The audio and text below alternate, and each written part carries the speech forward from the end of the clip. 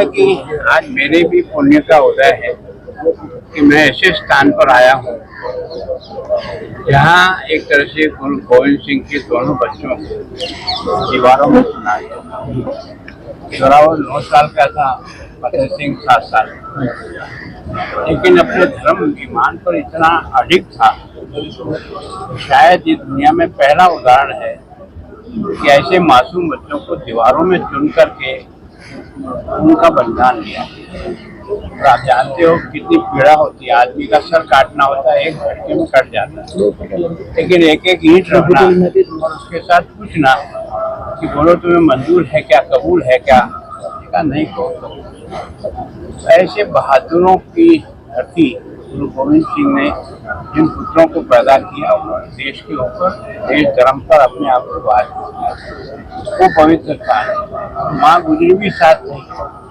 जैसे ही समाचार मिला कि दोनों बच्चों को दीवारों में चुन कर उनको अंतिम विदाई दी, माँ गुजरी ने भी अफसोस से यही प्राण त्याग। ये वो स्थान है जहाँ वास्तव में भारत के इतिहास को इतना महान बनाया है इस घटना ने।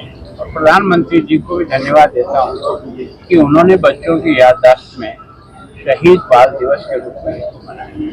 मेरा सौभाग्य है कि आज मैं टोडरमल जी के उस स्मारक पर भी जाने का मुझे मौका मिला, तो पिछली बार मैं नहीं जा पाया।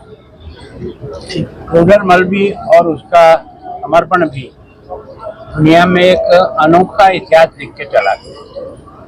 जब यहाँ के वजीर खान ने उनके दाह संस्कार के लिए जमीन देने के लिए मना कर दिया, तब वो उसके दीवान था, तो उसने कहा कि आप जैसे भी हो इन बच्चों का दाह संस्कार तो नहीं। उन्होंने कहा एक शर्त पे हो सकता है, तो सोने की असुटियाँ बिछा सकता है तो हम तुझे इजाजत दे सकते हैं। उनका कबूल।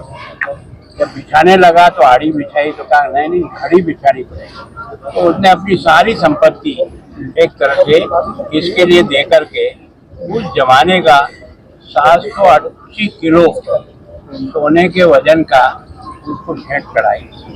और ये उस धरती पर उन बहादुर बच्चों का एक तरह से अंतिम संस्कार। तो ऐसे स्थान पर जिसके भाग्य में लिखा होता है वही यहाँ आकर के अपना माथा टेक सकता है।